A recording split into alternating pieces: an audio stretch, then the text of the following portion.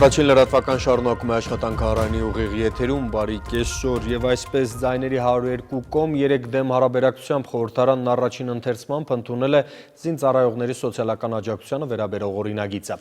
ՀԱԿ-ից Հրանտ Բագրատյանը չի մասնակցել քվեարկության օրինագծին դեմ են քվեարկել ՀԱԿ-ից Լևոն Զորաբյանն ու Արամ Մանուկյանը, Ժառանգությունից էլ Զարուհի Փոստանջյանը։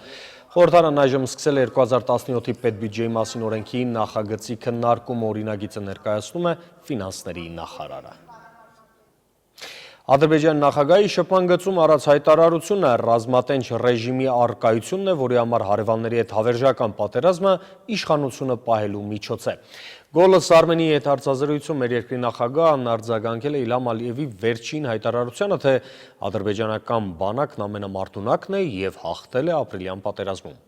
Այս տարիներին Ադրբեջանի ղեկավարության քաղաքականությունը արմատավորել է թերարժեքություն եւ պարտվածի բարդույթներ, եւ բնականաբար ադրբեջանական իշխանություններն օգտագործում են ցանկացած առիթ յուրաքանչյուր իրավիճակ վերացնելու այդ բարդույթն անգամ կեղծիքի ապատեղեկատվության եւ իրականության խաթարման ճանապարհով, ասել է Սերժ Սարգսյանը։ Ադրբեջանի ղեկավարությունը չհասնելով իր նպատակին այժմ ստիպված է արդարացնել այն բոլոր մարդկային եւ ռազմատեխնիկական կորուստները, որը կրել է ապրիլյան պատերազմում։ Բաքվի որպես հերոս ներկայանալը ծիծաղելի է, տպավորությունը, թե Բաքվում ռազմական գործողություններին վերաբերում են որպես զինվորներով համակարգչային խաղի, կատարելով խաղադրույքներ։ Միգուցե բախտը բերի, նշել է նախագահը ռուսալեզու պարբերականի հետ հարցազրույցում։ Միացյալ Նահանգների նախագահական ընտրություններ, հայերի ցեղասպանություն, հայաստանյան ներքին ու արտաքին քաղաքականություն, հայ-արաբական հարաբերություններ ու Ղարաբաղյան բանակցային գործընթաց։ Այս եւ այլ հարցերի շուրջ Հայաստանի նախագահի հետ հարցազրույց է ունեցել Արաբական Միացյալ Էմիրություններից հեռարձակվող ամերիկյան Sky News հեռուստաընկերության արաբական խմբագրությանը։ Հարցազրույցը նշենք անցկացվել է Սերժ Սարգսյանի անցած շաբաթ Էմիրություններ կատարած պաշտոնական այցի օրերին։ كما تعلمون نحن نتبنى سياسة تختلف عن سياسة أذربيجان. Մենք Ադրբեջանից տարբերվող քաղաքականություն ենք որդեգրել։ Ադրբեջանի հետ մեր խնդիրը կապված է Լեռնային Ղարաբաղի ինքնորոշման իրավունքի հարցի հետ։ Մենք համոզված ենք, որ այդ իրավունքը լիովին համապատասխանում է միջազգային իրավունքի դրույթներին։ Այս հարցում չենք ցանկանում ներքաշել մեր բարեկամներին ու գործընկերներին, ի տարբերություն Ադրբեջանի, քանի որ համոզված ենք մեր դատի արդարացիության հարցում։ Խնդրի կարգավորմանը հասնելու ենք այն ճանապարհով, որը ցանկանում է Արցախի ժողովուրդը։ Եզրափակելով թեման նշեմ, որ Գոլս Արմենիին եւ Sky News արաբական խմբագրությանը հանրապետության նախագահի տված հարցազրույցին ավելի մանրամասն կանդրադառնանք մեր առաջիկա թողարկումներում։ Այս պահին Հայաստանը մտածում է Հյուսիսատլանտյան դաշինքի հետ իր գործակցության հաջորդ քայլի նոր գործընկերային ծրագրի մասին։ Դաշինքի գլխավոր քարտուղարի փոխօգնականը մասնակցում է գիտություն, հանուն խաղաղության եւ անվտանգության ծրագրի աշխատաժողովին։ Ջեյմի Շին նշել է, Հայաստանն ունի ընտրության բավական մեծ շրջանակ կիբերանվտանգությունից մինչև ատոմային եւ ջրային տնտեսության անվտանգության խնդիրներ։ Հայաստանն ու ՆԱՏՕ-ն այսօր համագործակցում են բազմաթիվ ոլորտներում։ Մենք ունենք հաջող գործակցություն Կոսովոյում եւ Աֆղանստանում։ Խաղաղապահ առաքելությունում կարծում եմ շարունակականությունը կպահպանվի, կավելանան նաեւ գործակցության այլ բնագավառներ։ Հինգշաբթի կառավարության ավանդական նիստն այսօր չի գումարվել, գործադիրից հայտնել են, որ վարչապետ Կարեն Կարապետյանի մոսկովյան հանդիպումների պատճառով նիստը կգումարվի վաղը։ Մի քանի լուր միջազգային լրահոսից Ուկրաինայի Օդեսայի շրջան նախկին նահանգապետ Միխայել Սահակաշվիլիի ուկրաինական ոդիսականը մոտենում է ավարտին։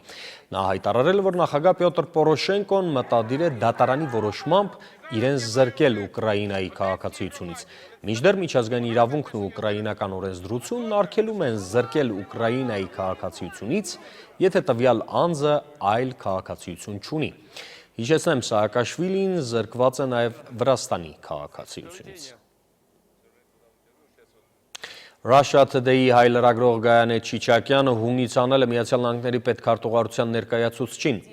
Ջոն Քըրբին նյարդայնացրել են Սիրիայում ռուսական օդուժի ռմբակոծությունների վերաբերյալ լրագրողի հարցերը։ Չիչակյանը փորձել է պարզել, թե որտեղից է պետքարտուղարությունն ստացել սիրիական 5 հիվանդանոցի եւ 1 շարժական կլինիկայի ռմբակոծության մասին լուրը եւ կարող է արդյոք ամերիկյան կողմը ներկայացնել տվյալներ այդ հիվանդանոցների գտնվելու վայրի մասին։ Քըրբին լրագրողում խորհուրդ է տվել այդ հարցը պարզել Ռուսաստանի կառավարությունից, հատկապես որ Չիչակյանն աշխատում է Russia Today-ում։ Ճեպազրույցից հետո պետքարտուղարության մեկ այլ ներկայացուցիչ Էլիզաբեթ Թրյուդոն ներողություն է խնդրել գործընկերոջ պահվածքի համար։ Ֆրանսիայի նախագահի պաշտոնի հավակնորդների ցանկ նորեցօր համալրվում է այդ աթոռի համար կպայքարի նաև էկոնոմիկայի նախկին նախարար 38-ամյա տեխնոկրատ Էմանուել Մակրոնը։ Դեռ ապրիլին նա հիմնել էր սեփական քաղաքական շարժումը, որը նրա խոսքով ոչ աչերի կողմն է, ոչ էլ ձախերի։ Ավելի վաղ նախագահական ընտրարշավին մասնակցելու մտադրություն էր հայտնել նաև աջակողմյան ազգային ճակատ կուսակցության առաջնորդ Մարի Լը Պենը, երկրի ղեկավարի ընտրությունները Ֆրանսիայում տեղի են ունենալու եկող Հայաստանում փոխվել և ավելացել են ապրանքների արտադրության տեխնիկական կանոնակարգերն ու չափանիշերը և այդ մասին անհրաժեշտ է իրազեկել արտադրողներին։ Փոփոխությունները պայմանավորված են նաև մեր երկրի ԵԱՏՄ-ին անդամակցությամբ։ Շուկայի վերահսկողության պետական մարմիններն արշավներն սկսել են մեր երկրի հարավից։ Հայաստանում արտադրվող և վաճառվող ապրանքը պետք է համապատասխանի ազգային չափանիշներին անվտանգ լինի սպառողի համար։ Տնտեսվարող սուբյեկտներին փորձում են ներկայացնել բոլոր այն տեխնիկական կանոնակարգի փոփոխությունները, որոնք իրականացվել են Մաքսային միությանը ինտեգրվելուց հետո։ Գոյություն ունեցող 32 տեխնիկական կանոնակարգերից 12-ը նոր են մշակվել։ Տեսչական մարմինը գալիք տարի սպասվելիք ստուգումները իրականացնելու է հենց այդ նոր տեխնիկական կանոնակարգերի հիման վրա։ Նախապես են տնտեսվարող սուբյեկտներին իրազեկում մի պարզ պատճառով։ Որպեսզի իրանք իրենց մոտ վերացնեն թերությունները ու շուկան լինի ավելի ապահով։ 2016 թվականի հունվարի 2-ից Հայաստանում գործողության մեջ մտած Եվրասիական տնտեսական միության տեխնիկական կանոնակարգերի պահանջների ամրապնդումը հիմնված է ստանդարտների վրա։ Արդյունավետ առևտրային համակարգ պետք է ստեղծվի։ Հարց ու պատասխանի միջոցով պարզաբանումներ տրվեցին անհասկանալի խնդիրների վերաբերյալ։ Չափագիտական և տեխնիկական կանոնակարգերին առնչվող հարցերը քննարկվեցին նաև Գորիսում։ Նելի Միրզախանյան, Ռուբեն Հարությունյան, Առաջին ալիք։ Գնացին, մասնակցեցին և հաղթեցին ՏՏ ոլորտի հայաստանյան 6 նախագիծ Վրաստանում անցկացված նորարարական մրցույթից երկիր է վերադարձել մրցանակով։ Նախագծերն առնչվում են առողջապահության, արխիվային փաստաթղթերի թվայնացմանն ու այլ ոլորտների։ Տեղեկատվական ու հաղորդակցական տեխնոլոգիաների ոլորտում մեր երկիրը գրանցել է հերթական հաջողությունը։ GITI 2016 տարածաշրջանային մրցանակաբաշխությանը Հայաստանն արժանացել է 6 մրցանակի։ Տարբեր անվանակարգերում լավագույնն են ճանաչվել հայկական 3 պետական և 3 մասնավոր կառույցներ իրենց լուծումներով։ Մենք գալիս ենք ինչ-որ հարմոնիկ զարգացման միջավայրի, որը որ մեզ հնարավորություն է տալիս առաջ գնալ և զարգացնել և պետական և մասնավոր հատվածը։ Ծրագրի ներդրման շնորհիվ մենք կարճ ժամանակում կարող ենք իրականացնել առողջապահական համակարգի համապարփակ բարեփոխումներ։ Էլեկտրոնային առողջապահության ծրագիրը մրցանակակիրներից մեկն է։ Ծրագրի իրականացումը հնարավորություն կտա առողջապահական համակարգում կատարել մի շարք փոփոխություններ։ Կոռուպցիոն ռիսկերի կրճատումից ու թափանցիկությունից մինչև ծառայությունների մատուցման ժամանակի կրճատում և որակի բարձրացում։ Այսօր բուժհաստատություններում առկա մեծ հերթերի գոյացումն է և սրա շնորհիվ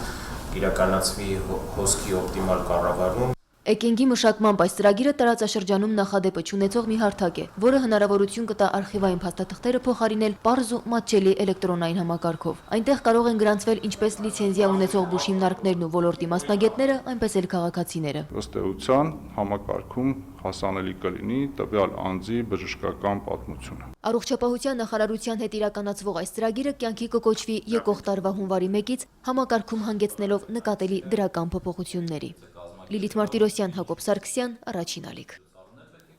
Երթմանի երկու արարողություն Գոշավանքում Մայրբուհի Ջևանի մասնաճյուղի 81 ուսանող վանքի կամարների ներքո երթվել է հավատարիմ մնալ ուսուցչի բարձր կոչմանը հայ դպրոցյան ավանդույթներին։ Արարողությանը մասնակցել են նաև Հաղարծին գյուղի դպրոցի 48 աշակերտներ, որոնք էլ երթվել են սիրել ու պահպանել մայրենին։ Օրհնելով բոլորին Տավուշի թեմի առաջնորդը ողջունել է աննախադեպ այս նախաձեռնությունը։ Պատասխանատուների հավաստմամբ ուսանողների երթման արարողությունն այսուհետև կլինի ավանդական։ Ուսանողները ներկաներին հաճելի անակնկալ են մատուցել կատարելով հոգևոր երգեր։ Հուսամ, որ այդ ուխտի հավատարմության մեջ իրենք մնան, որովհետև կրթությունը միայն գիտելիք փոխանցելը չէ, ըստ էության կրթությունը դա իմաստություն եւ մեծագույնը, որ մեր քրիստոնեական ընկալմամբ կա, առաքինի մարդ դաստիարակելն ու կերտելն է։ Բացի մասնագիտական գիտելիքներից մենք շատ ենք կարևորում ապագա ուսուցչի բարոյական որակները։ Այս երթման արարողությունը նրանց համար հոգևոր դաս էր, դաստիարակության մեծ դարբնոց Եվ վերջում երկրի հյուսիսային շրջանները սպիտակ գլխարկ են հագել։ Արագածոտնի, Լոռու և Տավուշի մարզերի համայնքներում Սևանի ավտոճանապարհին տեղում է ձյուն։ Շիրակի մարզի Քեթիի և Ջաջուրի լեռնանցքներում տեղ-տեղ մերկասառույց է։ Ճանապարհաշինարարական ընկերությունները շուրջօրյա հսկողություն են իրականացնում, կատարվում են մաքրման և աղով ավազով մշակման աշխատանքներ։ Միջպետական և հանրապետական նշանակության բոլոր ավտոճանապարհները բաց են։ Տրանսպորտի, կապի և տեղեկատվական տեխնոլոգիաների նախարարությունից տեղեկացնում են, որ այսօր ժամը 6-ին Գորիս Տաթև հանրապետական նշանակության ավտոճանապարհի 14-րդ կիլոմետրում տեղի է ունեցել քարաթափում, որի հետևանքով ճանապարհը միակողմանի փակվել է։ Կատարվում են մաքրման աշխատանքներ։ Շարունակեք հետևել Առաջինի լրատվությանը, ցտեսություն։